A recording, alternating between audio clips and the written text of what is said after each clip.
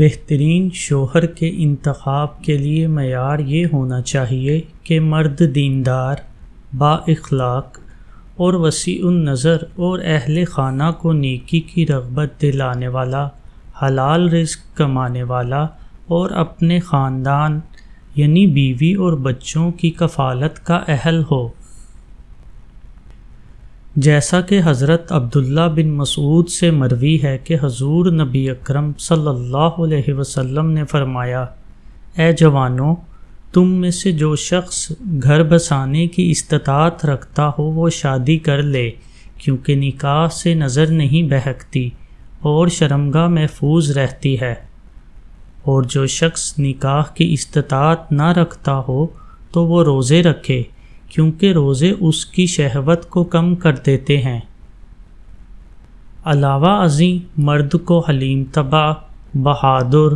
خوش خلق، عورت سے بھلائی کرنے والا، اچھے کاموں سے محبت کرنے والا، خصوصاً بیوی کے اچھے کاموں پر دل کھول کر داد دینے والا، احسان کرنے والا، ظلم و تشدد سے پرہیز کرنے والا اور معاملات زندگی میں بہترین منظم اور معاشی لحاظ سے خود کفیل ہونا چاہیے۔ حضرت جابر بن عبداللہ رضی اللہ عنہ سے مروی ہے کہ حضور نبی اکرم صلی اللہ علیہ وسلم نے فرمایا، لوگو تم عورتوں کے بارے میں اللہ تعالیٰ سے ڈرو، کیونکہ تم نے ان کو اللہ تعالیٰ کی امان میں لیا ہے، سو تم نے اللہ تعالیٰ کے کلمہ نکاح سے ان کی شرمگاہوں کو اپنے اوپر حلال کیا ہے۔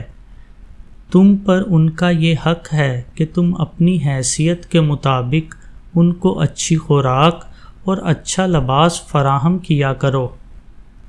گویا مرد کو متشدد اور زیادتی کرنے والا نہیں ہونا چاہیے۔